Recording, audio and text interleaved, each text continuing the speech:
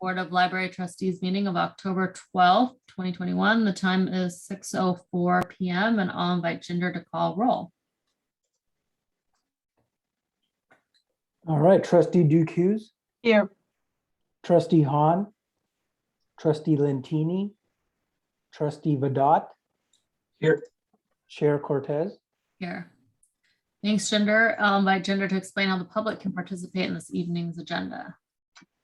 Good evening, everyone. Viewers are welcome to provide public comment online through Zoom or by telephone at 346-248-7799. And the meeting ID is 840-9391-4426#.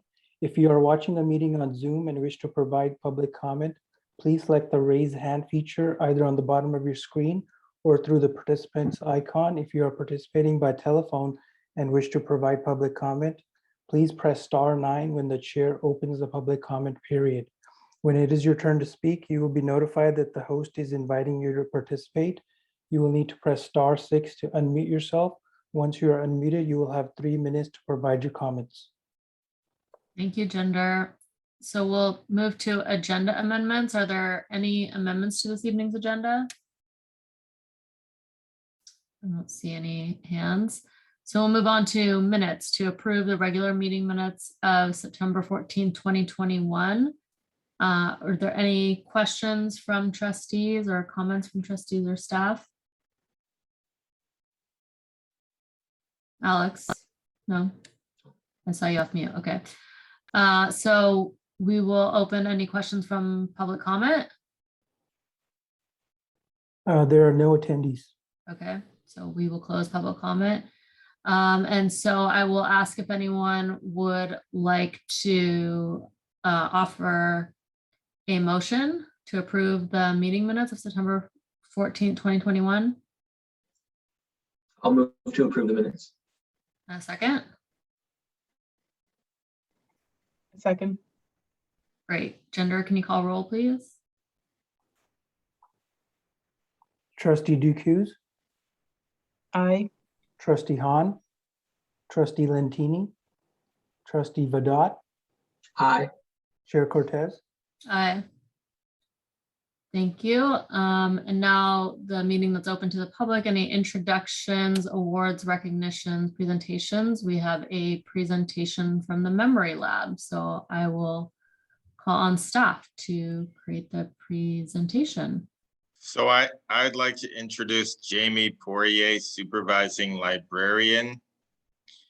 And she will introduce the presentation and the staff member who will be presenting it. Yes, good evening, everyone. Again, my name is Jamie Poirier. I'm a supervising librarian, mostly based at the downtown library, but occasionally you can find me at either Pickleweed or Northgate.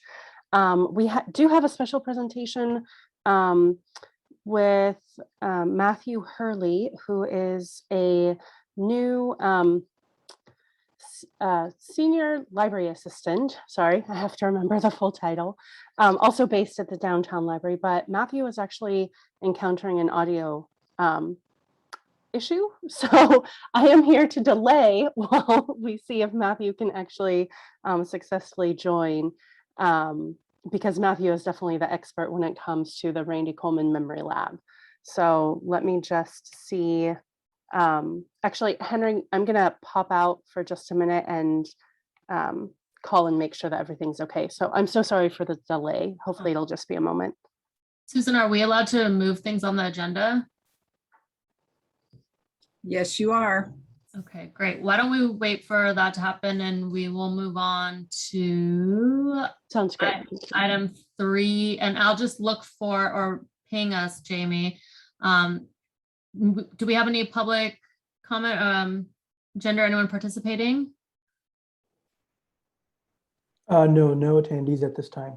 Okay, so we'll move on to item number 4, review of the proposed library operations schedule. Henry, do you want to do that now? Do you think that's a good time or? Yes. Okay, great. I will share my screen.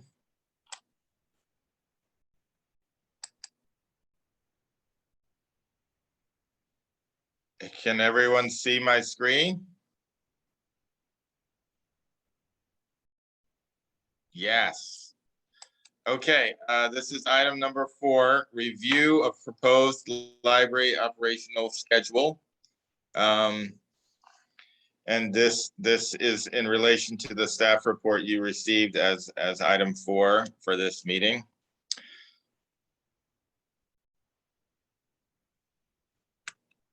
So the library is planning to return to full staffing in the near future. We have developed a new proposed operational schedule. This schedule increases consistency between locations and, more importantly, aligns with what we have perceived to be the public's needs and use patterns with regards to mostly our downtown and Pickleweed Library locations. This past March, we were given direction to proceed to fill open vacancies. And in June, we were able to fill about 5 of the 8. And then after that, we received approval to fill the remaining 3. And we're still, working on filling those. We've got most of them filled, and we feel like it's at this time prudent to look at the data that we have for use patterns of the library and the hours pre-pandemic and somewhat during the pandemic, before, we're not automatically going to go back to the previous schedule. It's an opportunity to kind of realign services. Just for a reminder, this is currently our pandemic schedule. We're open 6 days for 6 hours at downtown, 4 days for 6 hours at Pickleweed, and 3 days for 4 hours each at the mall. The mall and downtown having 1 day on Saturday. Pre-pandemic, we were open almost twice as much. We're currently open, I guess, about 65%. So we were open 7 days at downtown with 4 10-hour days and 3 7-hour days, and then a half day on Sunday. At Pickleweed, we were open for 35 hours with a kind of slightly different schedule than downtown, opening significantly later on Tuesdays and Wednesdays, later on Thursday and Friday, and later on Saturday. And then at the mall, we were open actually 6 of 7 days, including both Saturday and Sunday, and late on Monday, Wednesday, and Thursday. So when we look at the data, starting with Sunday hours, Sunday is for the amount of circulation we do on Sunday, being only open half a day, shows a significant amount of activity on that half day Sunday. Quickly followed by Saturday, which is the black column. I've labeled the Sunday. And then the other days of the week kind of vary. And this is for the downtown library because it's, historically the one we have the most data on, and Pickleweed's not open on Sunday. And then if we look at the heat map, this is from our people counter software. We're able to count the amount of people that come in the library and have it displayed on the left. You see the days of the week, Sunday down to Saturday at the bottom, and across the top, the open hours with the understanding that we open at 10 and close at 8 most days. You see that Sunday first hour is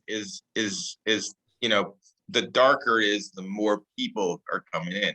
So it's very popular that first hour, and is more popular than Saturday almost, for the same hours. So traditionally we would be open from 10 to 12 on Saturday. We feel like Sunday, consistently is pretty busy. And then additionally, we're looking at the morning hours. We had always been open late on Monday morning, even though we have staff in the building. Starting at 9, we wouldn't open until 1. But if you look at the delay and, with people stacking up before we open, 102 people on average there on Sunday, but on the Tuesday, Wednesday, Thursday, Friday, you have almost 50% more people coming in that first hour. So that would lead us to kind of think that we could possibly be open earlier in the morning and close a little earlier, because if you look at the other side of the heat map, you see that last hour is very lightly colored, meaning fewer people. So the last hour has tended to be not very well attended. And in addition, looking at the Pickleweed Hours, Pickleweed had always been open Tuesday through Saturday with a closure on Monday, closed Sunday and Monday. And we wanted to sort of test whether the sort of accepted wisdom that being open Saturday was better than Monday, more convenient for people, versus possibly going to a Monday through Friday for Pickleweed. So we put out a quick survey for everyone who has Pickleweed as their home library, and it was about 2/3 for having Saturday and 1/3 for Monday. And so we tried to get more responsive data on that, but that's a small slice, but it's somewhat significant specifically. The reason that we're going this way is we're trying to better align operational hours to public demand, expand services that are heavily used locations. You'll see in our proposed hours that we've shifted some hours, and those are the downtown library and the Pickleweed Library, specifically at Pickleweed Library to support the social and educational needs of the Canal community. And the third goal is to align with Marin County Free Library, which recently at their most popular location started opening an hour early at 9 and closing an hour early. For them, that would be at 8, because they used to be open till 9. To kind of piggyback on the trend that they're having, anecdotally, people are really liking being able to get in the library at 9. The proposed schedule is here. You'll see that that for the Monday through Thursday, we would be opening an hour earlier and closing an hour earlier. We'd be at the downtown extending to a full day of service, similar to Saturday, starting at 10.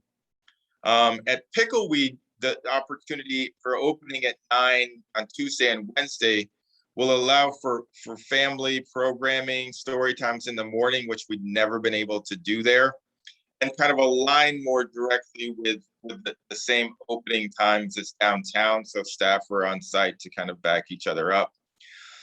And then looking at the mall, we would be adding another day and at longer hours. The mall has been severely impacted by COVID. It's coming back, but there's much less activity at the mall.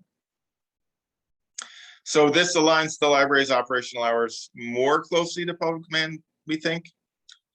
Shifts hours to the more popular locations, basically away from the mall and to downtown and Pickleweed. We're adding 6 hours of operation to downtown library. That includes 3 hours and 3 hours at Pickleweed. The 6 hours at downtown would be those 3 morning hours where we used to open late, and 3 more hours on Sunday. We expect patrons to greatly appreciate the morning hours, because on a regular basis, people are waiting outside at 10 o'clock. And then again, like I said, the earlier hours at Pickleweed, we think will benefit families with preschool age children. And again, the mall, it makes sense as the mall is kind of in transition with some store closures, that it's sort of less active at the mall, and also with the mall being in transition in terms of the future development, that we could kind of do a little bit less at the mall than we used to do. So as part of this process, we're going to be working with HR to notify and discuss any staffing impacts to our represented group, SEIU Local 1021. And we're planning to implement this as a pilot program and revisit in 6 months when we will have solid data circulation wise and from our people counters that actually counts everyone in and out at 3 locations, stores that data in the cloud where we can access it and create drafts in this presentation.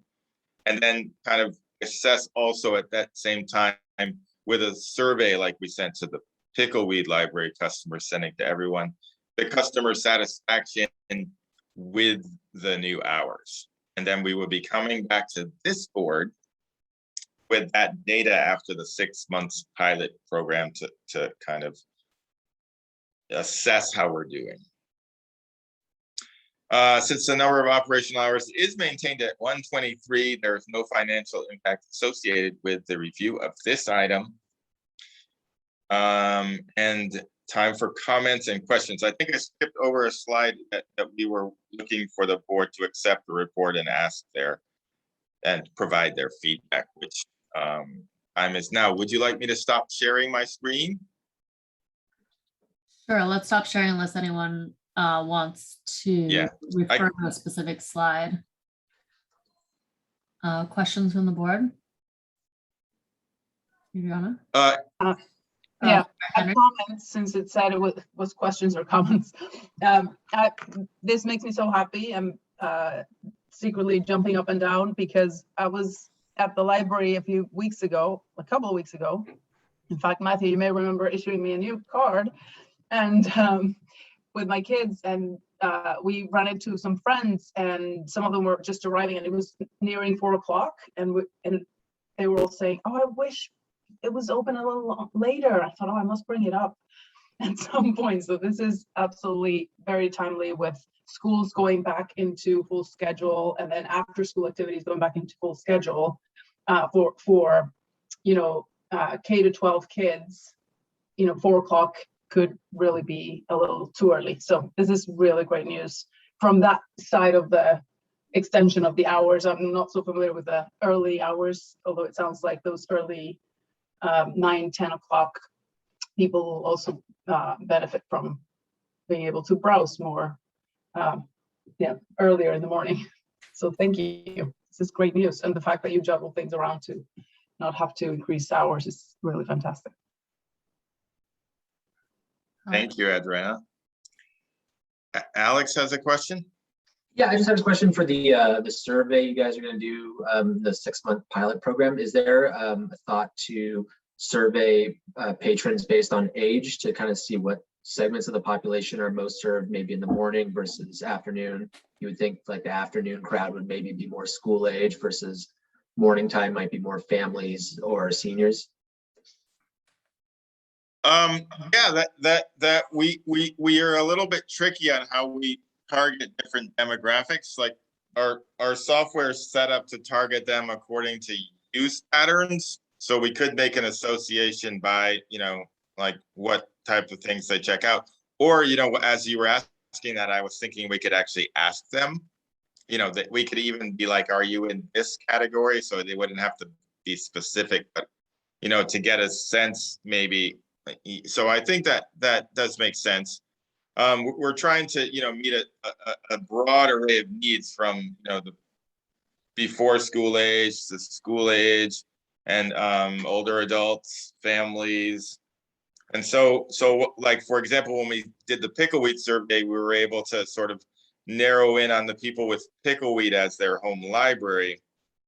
But I don't know if we have a facet existing that is that demographic, but we could look at, sending out surveys to different demographics also. But I would have to think about like I'm not sure if we can ask people to. I mean, people ask me all the time, which age category are you in? And they give you tens of years or prefer not to state. So I would kind of think that would be okay, unless there was some wisdom against it. But I like the idea of getting a better idea of how we're surveying different demographics, because that gives us more power to kind of be responsive. yes. Yeah, because I guess my only point was I feel like the proposed schedule for downtown is great because it captures every segment of the population, because you serve until 7, so potentially you have children like after school to use the library as a facility. You're open at as early as 9, which probably for adults and pre-K kids. But then in the Pickleweed library, maybe there's go until 5. If you squeeze another hour and go till 6, maybe we're serving more kids that way, like you would at the downtown library. Yeah, just we were my puzzle was my challenge was that I couldn't go over the total number of hours. So if you add 1, you have to take away. So there was no flexibility there. But yes, I totally agree with that statement, and we'll try to kind of look at the different ways that we can flex. Because one of the other weird things about hours is you also want them to be memorable, so that there's some consistency so people remember, because I've been that person that shows up at the library and it's closed, so yeah, I think that we'll try to sort of build upon what we find out from because maybe mornings aren't as great as we thought, but we got to try it and see. Thanks, Henry. Appreciate it. Yeah, thanks. So Henry, I actually had the same thought. Well, first, clearly you put a lot of time and thought and effort into making this decision with all of your awesome spreadsheets and graphs and everything. So I clearly know, you were being really thoughtful on this. But yeah, I think I raised the same question in regards to Pickleweed. I feel like having only one really solid evening day might be a detriment. And so if there's a way to look at that, to adjust that, I see the pre-pandemic hours, were later 1 to 8, 1 to 8, 11 to 8 before. And so if there's a way maybe in the future after this pilot to think about Tuesday or Wednesday, shifting that, 10 to 6 or something. Because one of those days or 11 to 7, I just think that having only one, especially having an elementary school age kid, having only one time where you can come after work, if you get off work that early, being able to do that, I think it's hard for many people. So I would put a plug in for looking at that a little bit differently. But I appreciate that you're going to do a pilot too, and that this is not set in stone, that you're thinking about it, just seeing how this works and asking the right questions. My other piece that I was going to ask you, and you don't have to answer it now because it's a more complicated question, but I'm thinking about it from an equity lens. So when you think about Spanish speaking population who want to come, do we have staff covering these hours? I mean, you said, thinking about demographics and when people come in, and just thinking about, do we have the right staff that are able to address questions or needs of the Spanish speaking community that comes in at all of these times, or are there only certain times? You don't have to answer that question right now because you might not have that information. I have an answer. I think we've been very successful in onboarding additional bilingual staff so that we have at least one or more bilingual staff at all locations at all existing hours. And our intention is to continue that trend. For example, at the mall, we always have a bilingual person. We've added bilingual staff at downtown. Pickleweed traditionally has been all bilingual, but now the supervisor isn't bilingual, but we have more of a zone approach. So I think one of the crowning achievements of this last onboarding and the recent kind of trend to kind of look at ourselves as one system has been really to have bilingual staff available throughout. Our cup runneth over in bilingual staff. And so I feel like the previous,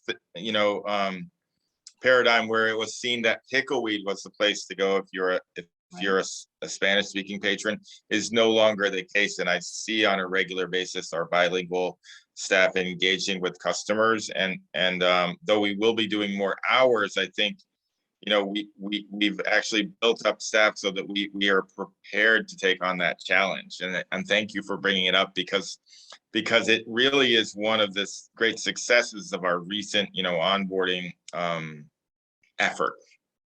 Wonderful. Great. Thank you. Great answer. So good. Do you want to have a response or consideration of the pickleweed adding an additional evening hour? Well, like when I responded to Alex, we have to kind of take away an hour somewhere. Traditionally, anecdotally, from Pickleweed staff and looking at the numbers, like after school is huge at Pickleweed. It hasn't become as huge as it used to be, just due to the pandemic, but it tends to really, you know, after 5, it really kind of becomes a lot less. So you know, with that in mind, we had the same discussion internally. We had thought, you know, we could go, you know, with 1 late night.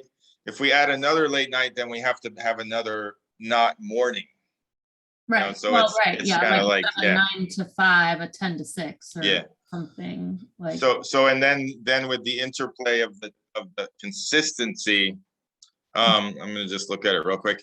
It's hard to, you know, have okay, with 9 to 5, 9 to 5, 11 to 7, 10 to 5, 10 to 5. So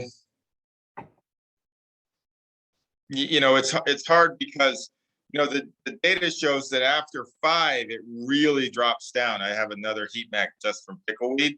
So we would hate to jump into a late night situation where there was no one there after 5, rather than, you know, we're more on solid ground, you know, thinking that the people with children will come in the morning, you know, because of nap time and kind of.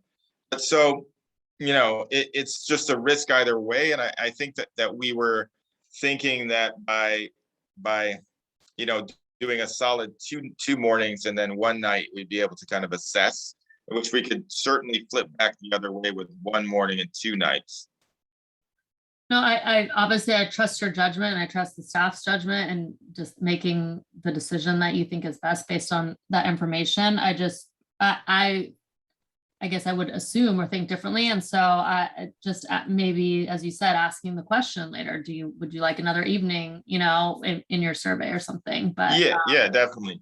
You know, like when you look at the heat map for Pickleweed, it's like 3 p.m. has always been the crazy busy, like right after school, you know. So yeah, we would be able to put that in the survey also. Awesome. Wonderful. I don't see on my script here, we don't need to, well, we need to open it for public comment. Jinder, is there anyone there for public comment? No. Okay. But I don't see that we need to make a motion. Are we making a motion, or are we just offering comments? I think you're just accepting the report, and so it doesn't require a motion. I think the next item, but we're going to go back to Matthew, does require a motion, the work plan. But Susan, what do you think? It doesn't require a motion. What we were hoping to get, I think we have been successful in that, is getting your feedback and just kind of overall the support of the idea of going forward and trying to align the proposed hours of all 3 libraries with public demand. And so I know Henry spoke a little bit about, obviously, the main library, but what we saw at both Northgate Mall as well as Pickleweed is there's a real drop off. And unfortunately, we didn't include that heat map in your report, but after 5 o'clock at Pickleweed, it drops off significantly. I mean, we were shocked. Part of the reason we are assuming, because parking is so limited after 5 p.m. at Pickleweed, families really are not going there. They're coming home from work, they're eating their dinners, they're getting kids ready for bed, and they're staying home. They're not coming in. But what we also heard were families with young children were not able to participate in story time at Pickleweed because the facility, the library wasn't opening till later in the afternoon. So shifting those hours, I think it's going to be really important to survey those families to make sure that this is really meeting what we think is the demand. And also the Northgate Mall, we align that with what we are now seeing with the mall, because the mall has obviously been severely impacted by the pandemic and the amount of stores that are open. And so we're shifting now completely to those areas when the mall has the most activity. So it is it's literally like 52 pickup. We threw everything in the air. We took a look at all the demand on the facilities based on heat map and usage. And based on that information and working with the two supervisors, Jamie included, Jill Tokotomi, to let us know what they were really seeing and what their staff was seeing. So this is our best effort. But honestly, I think what we're waiting for is to try it out to really get that great feedback from the 3 different sites and their user groups to make sure we're hitting the mark. Thank you. From my perspective, I don't see any additional questions from the board. So it seems that we are accepting the report. Thank you so much. Okay, well, let's go back up to item number 2 for the presentation on the memory lab. Jamie. Yes, thank you all so much for your patience. Sorry about the technical difficulties. And thank you again to Susan and Jamie for shifting things around to accommodate a presentation from Matthew Hurley, who is a senior library assistant and is actually coming to us from the memory lab, which is kind of appropriate since that is where that's the subject that they'll be talking about. So Matthew, I'm going to let you take it away. Okay, perfect. So I'm going to go ahead and share my screen and get this presentation going. Let's see.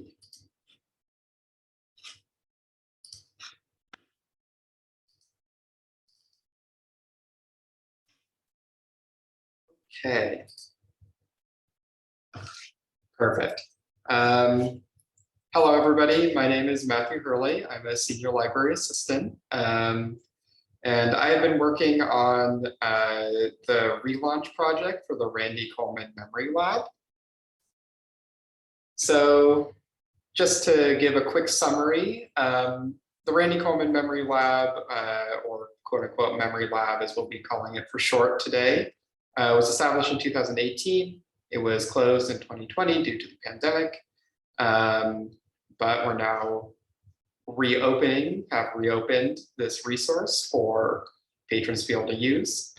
The memory lab itself, it allows community members to create personal archives, genealogy archives, and basically gives access in ways that normally people would not have the ability to because they would not have the equipment available to them. So it opens an avenue that otherwise we think would be absent in the community. Demand for the memory lab has been very high. Within 24 hours of first advertising the memory lab, once we got it back on board, we had a waiting list of 70 people. We think part of the reason for this is because it turns out that the memory lab is a very unique resource in Marin that can't be found anywhere else. And in response to this incredible interest from the community, we were thinking already about the future of the memory lab and how to expand the access, capacity for usage, and equipment that we provide to people. So winding back a little bit, the memory lab was established in 2018. It was established under the pretenses of providing a resource that would allow people to preserve whatever information was important to them, with a focus on things like old documents and photographs, negatives, and to be able to build personal archives. In addition to that, there was the concept that staff would be able to use this kind of in a similar vein to how the California room is used in order to create targeted collections of library material or material that would be of interest to the community, and make those publicly available. It was very graciously funded through the estate of Randy Coleman, who's a former finance director for the city, and also a member of our Friends organization. And that is the namesake for the space itself. Due to community demand that continued throughout the pandemic of people wanting this resource to come back, in early August, in response to our rising staffing level, we were finally able to reboot the Memory Lab. And we are now, luckily, fully operational again and hoping to expand. So to drill more down into the purpose of the space, the Memory Lab allows people to perform preservation that otherwise would probably be inaccessible to them. And this might be personal preservation, this might be preservation of materials that are of interest to them. Ultimately, the resource is available for, what people want to construct, what information they want to preserve. And part of the reason that the Memory Lab as a unique space is so important is we have scanning equipment and in the future, hopefully conversion equipment that would be very difficult for people to acquire elsewhere and will provide basically the highest quality possible preservation for people's personal effects. And specifically, again, things that would just be very difficult to access through any other medium. And also we provide technical support to people who otherwise, even if they had access to the equipment, might really struggle to use it effectively. We feel that this aligns well with starting with community need by providing a resource that's so high demand and it's not available anywhere else, and reimagining the status quo by projecting sort of vision of a world where these expensive pieces of equipment that normally would be out of reach to most people are publicly available and a resource that everybody has the ability to access. So community demand has been extremely good. We advertised the Memory Lab, and the next morning I came in and I had 76 requests, and by the end of that day I had 80 requests.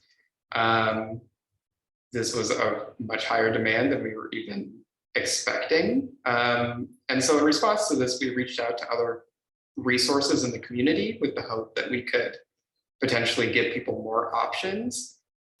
The result of this outreach was basically to come to the understanding that the Memory Lab is actually a pretty unique resource. No other place that has been found in the county provides this type of scanning and digitization access without charging for it. And so this is really a resource that is unique and is reflected by how badly people want to get access to it. I think this is important because it means that the Memory Lab is addressing a community need that otherwise would have no outlet whatsoever in the entire county. And so this leads us to the question of what does the future of the Memory Lab look like? We're already thinking about this, especially because people are so excited about it. One of the things that we're looking at is the types of conversions that people want, the types of digitization that they want, that we cannot provide access to currently. The most high demand thing is a VHS to digital conversion.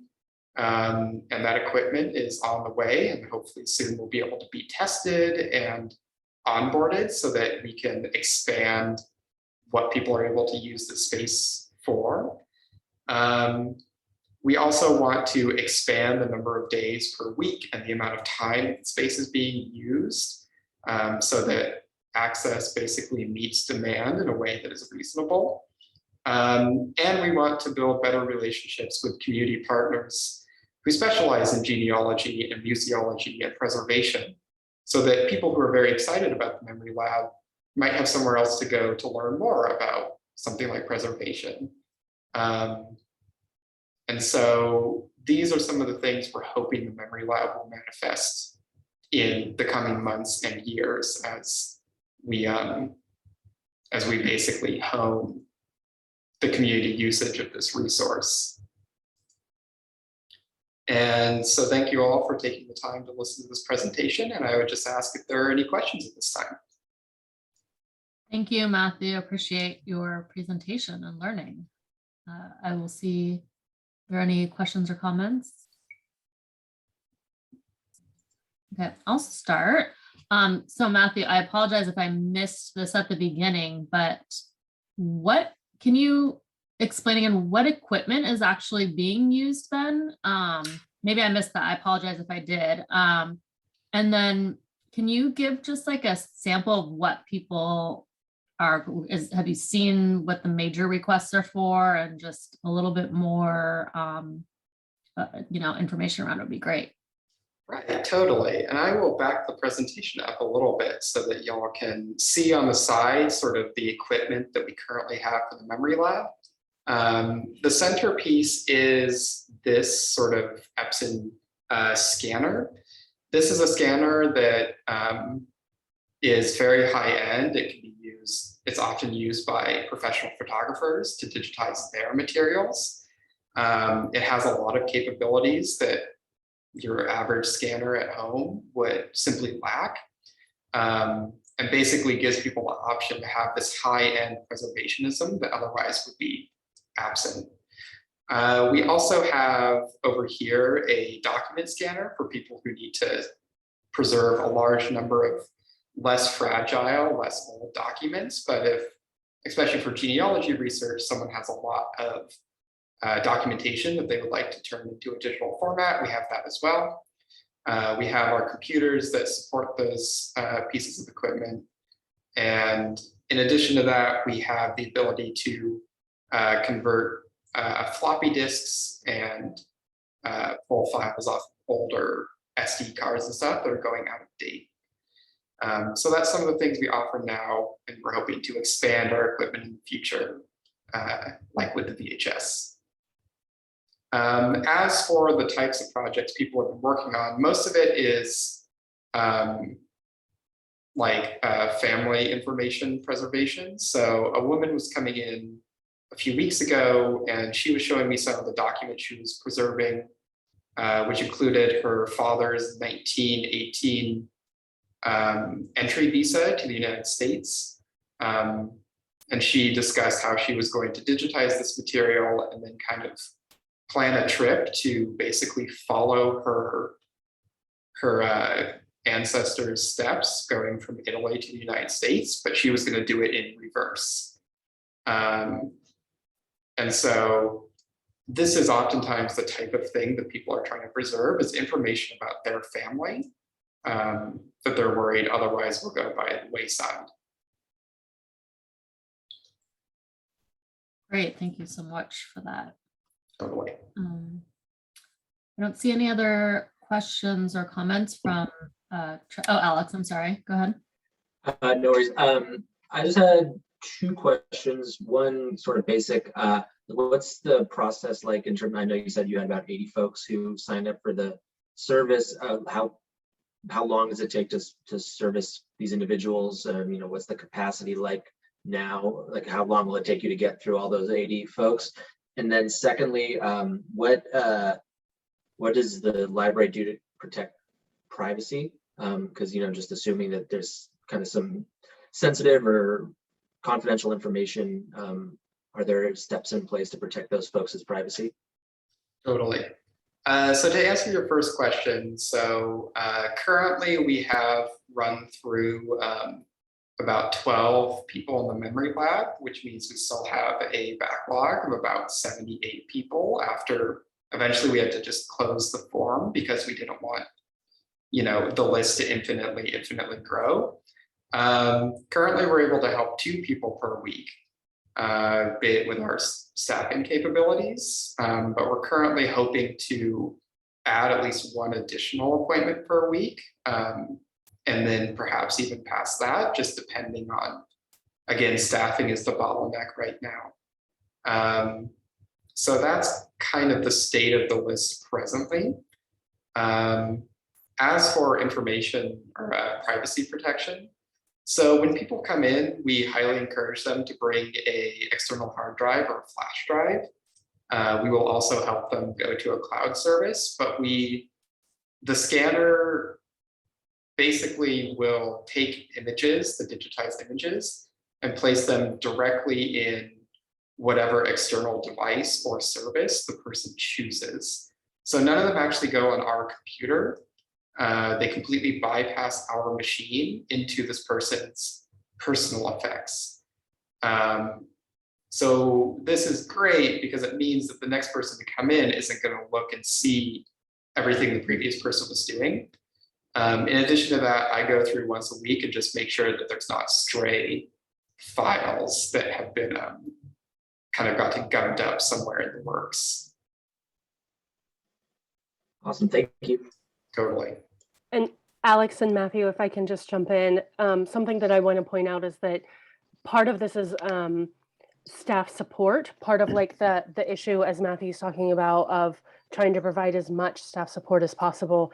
But a lot of the support that Matthew's providing to community members, and in addition to other staff, is actually training on this equipment. And then once someone knows how to operate the equipment, we're trying to figure out how to perhaps better serve people who already have that information. So, you know, once someone is trained, we may be able to open up more appointments for people that don't need practical like staff assistance every minute that they're in there trying to use the equipment. And so that's just something else that we're trying to address, because once you've had one appointment in a single hour or hour and a half, there's no way that you're going to be able to scan all 500 images that you want to. And we're very sensitive to that as well. So Matthew has obviously done a really fantastic job bringing this back, and is also trying to help myself, Jill Tokotomi, and Henry try to kind of figure out where it goes from here, also in future iterations, because again, once a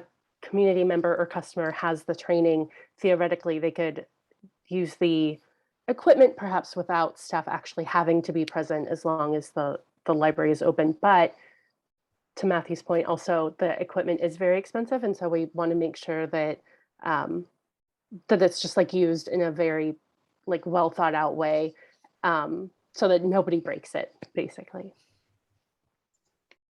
Totally, that makes a lot of sense. Thank you. What's the life of the equipment, Jamie or Matthew? Do we know?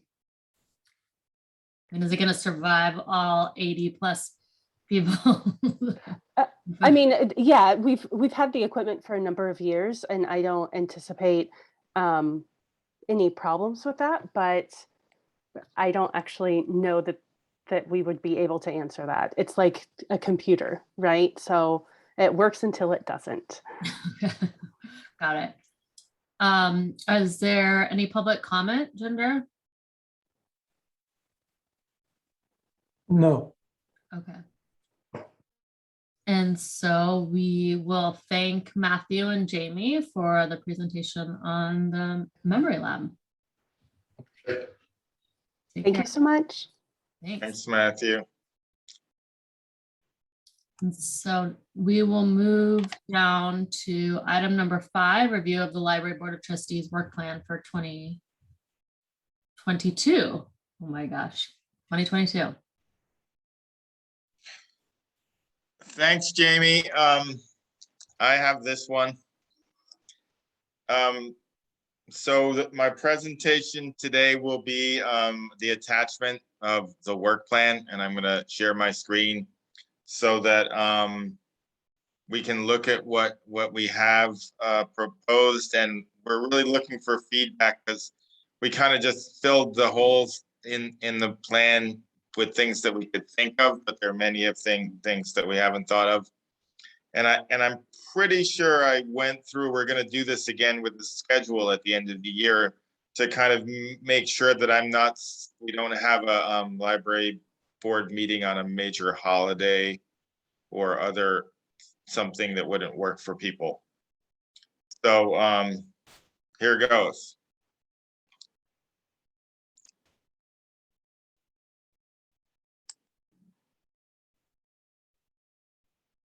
So can you see that, my screen?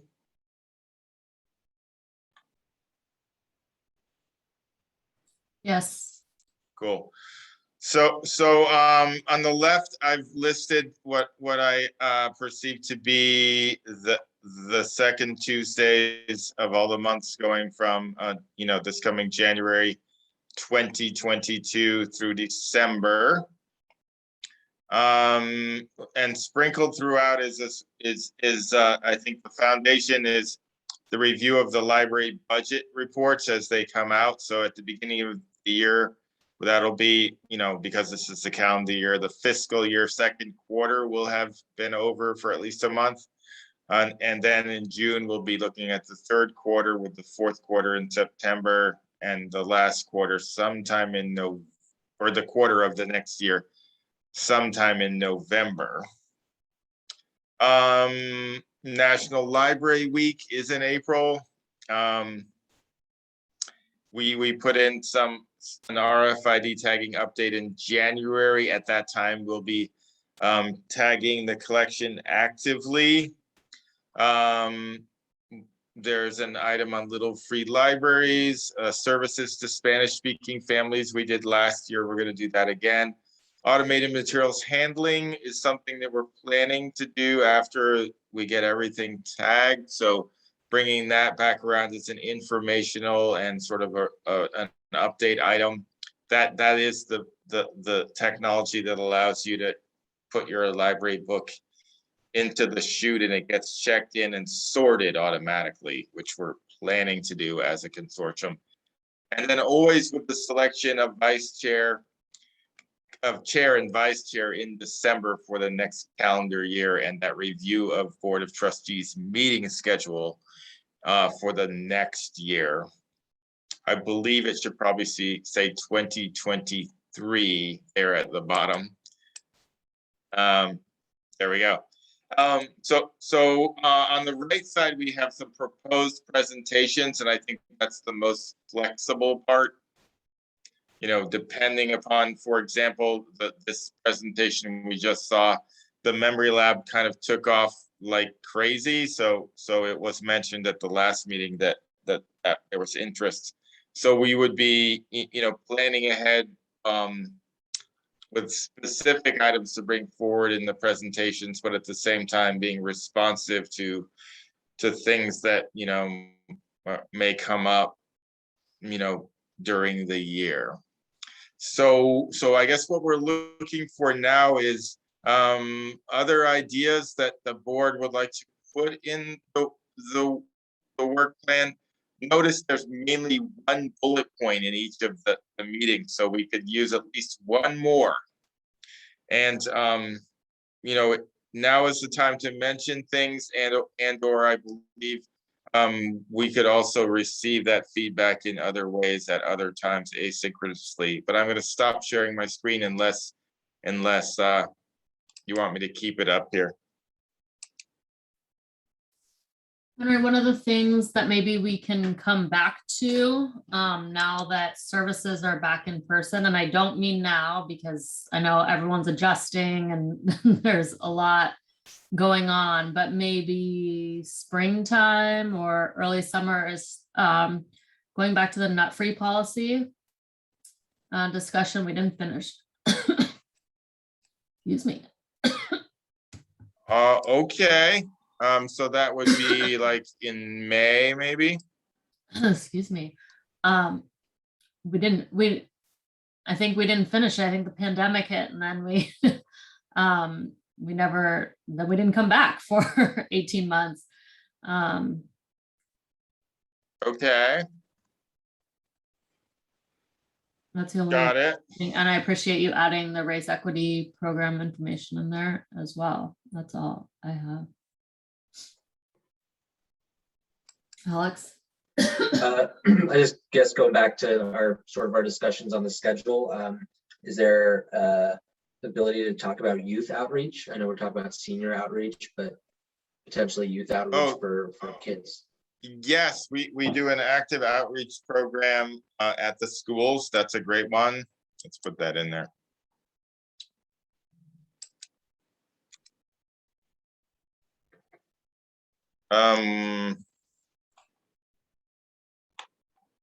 Thank you. Alex?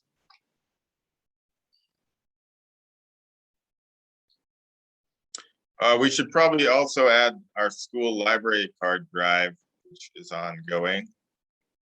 I'll put that at the bottom.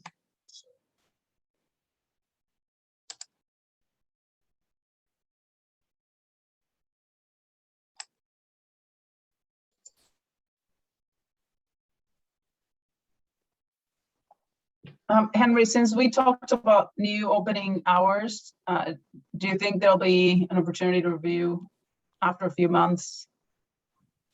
Oh, Again, those yes. heat maps and see if there's any reds in the extremes or anything like that. Oh, this is the perfect time. Just to caveat over the opening hours, we still need to wait to hire the staff completely and get feedback from the union before the exact date. So we're hoping sometime, in November or possibly later, but 6 months from them will probably be in May-ish. So, or it could be June. So let's put it down there.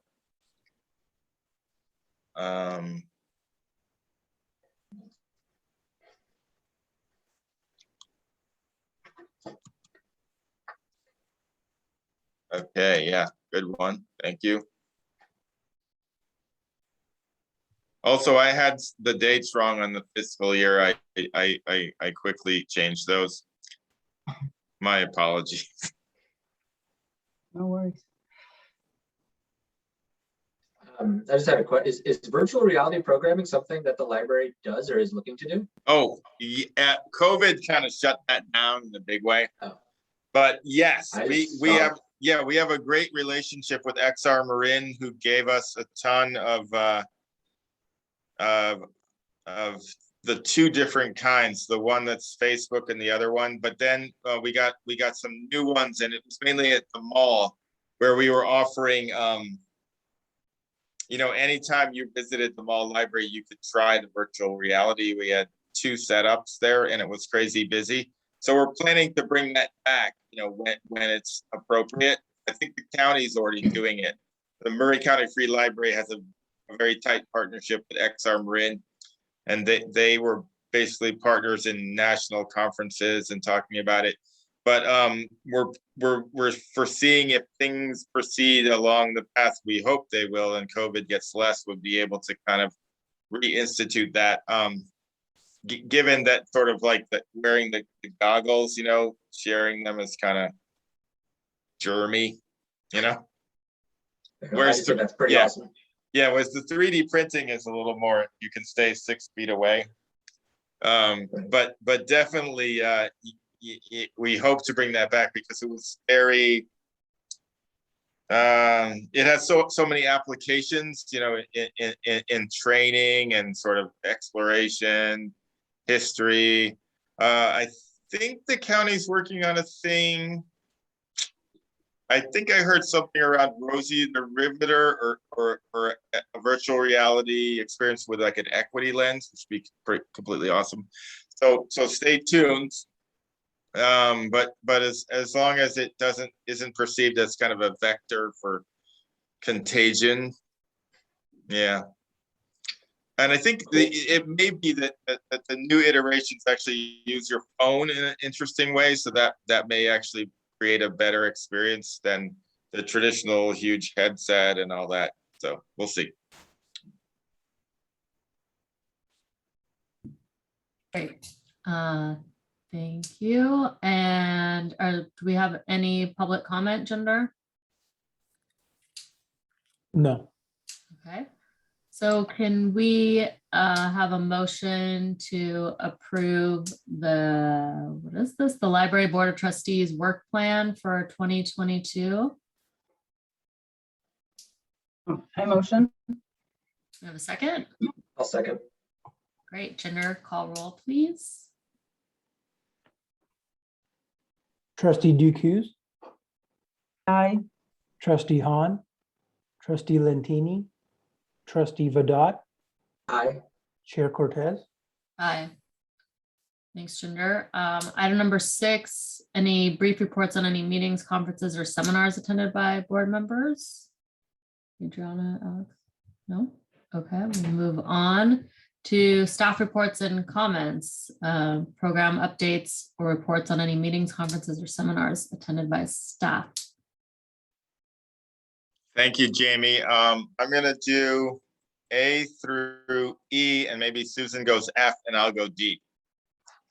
So Measure D partial text is overdue for meeting because of 2 members' terms expired, and the city council is in the process of appointing new members, and we should be meeting soon. We only have to meet 2 times a year, and we've met 2 times already. So the last thing we need to do is just look at the year-end numbers, the 4th quarter, and someone will write a report that will go with a staff report to council on the last council meeting of the year. The Friends of San Rafael Public Library met a month ago, and they're meeting tomorrow for their first in-person meeting for a while at the B Street Community Center, also known as the San Rafael Community Center. They had a rare book sale, a rare and special book sale last weekend. Susan was on the spot helping them out. Hooray, Susan. I hesitate to say the sale went well. The rare and special sale was over a couple of days and allows a membership preview, which is always a special thing, and encourages people to become members of the Friends of the Library in order to kind of get the special preview look at the rare books. Library Foundation postponed their meeting for this month and will be meeting next month. The MarinNet board, I missed the last board meeting because I had to take my son to college, but we're still talking about RFID tagging, and most of us are using the same contractor, Backstage Library Works, to help tag the collection. The new county librarian, Lana Adlawan, was at the meeting. She comes from Sonoma County. She was a division manager there and started just recently as the new Marin County Library Director. We're also planning a retreat in January and looking at maybe rewriting the JPA for the group that's somewhat out of date. NorthNet board hasn't met, but is meeting in a couple of weeks. And the new library building update from Susan. So I don't think there's been much of an update. However, we have a meeting tomorrow with the city manager to go over possible strategies in regards to ballot measures to help fund the either the renovation and expansion of the existing library or to fund the construction of a brand new library and community center. So once we get that information back as to what course the city should pursue, we assume that we will be going forward to the city council to present the findings from the conceptual design for the Albert Park Library and Community Center, as well as making a staff recommendation to do the next steps. And so the reason why that meeting is so important tomorrow is obviously it has to do with one of our recommendations as to what the city should be doing in the pursuit of either constructing a new library or renovating and expanding the existing one. Susan, did you already have that meeting? I think last time you were meeting with the city manager about looking at trying to have some apples to apples comparison anyway, and how did that land?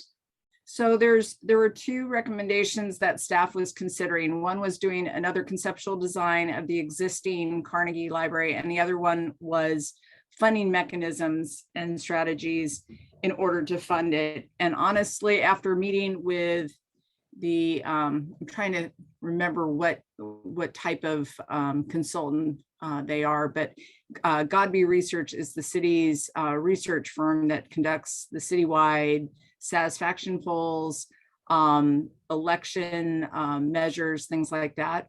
So those are the 2 items that we discussed, and the feedback that we received from Godby Research is honestly, we might need to go forward faster with a ballot measure and a community-wide survey rather than spend the time on a conceptual design. The concern is that in order to make the timeline for the November 2022 ballot, we would need to submit our intentions to the county by, if I can remember this correctly, the first Friday in August, which means a community-wide survey would have to be accomplished by spring in order that the city could get an election consultant to help drive the process. So knowing that we only have so many resources and we want to spend our time wisely, tomorrow's meeting really is going to help identify, should we be doing both? Should we be pursuing developing a conceptual design, or should we really be pursuing doing a community-wide survey to ascertain what the community is willing to support? The consultants don't feel that, or let me back up. They feel that they can do a community-wide survey that ascertains which type of facility the community would most likely be willing to support and to what extent. So the council might not need to determine whether it's the Carnegie or the Library and Community Center. The community-wide survey might actually help to determine that on its own. So tomorrow will be a very important meeting for us to get some further direction as to what we should be recommending to the city council as their next steps. Thank you. Henry, do you have an item for G? So the item G, couple of things. We're in the midst of recruiting some additional positions. We've extended an offer for and received a conditional offer of employment for a supervising librarian, and they're going through background. So that's all I can say. Same thing for we will be sooner announcing a new librarian, one position that's being filled. We haven't filled the half-time librarian at Pickleweed, and we're having interviews for a library aide position tomorrow. So we've been doing a ton of hiring. Very excited. We also had the roof done at the downtown library all of last week. Lots of hammering, banging, people upstairs, smell of tar.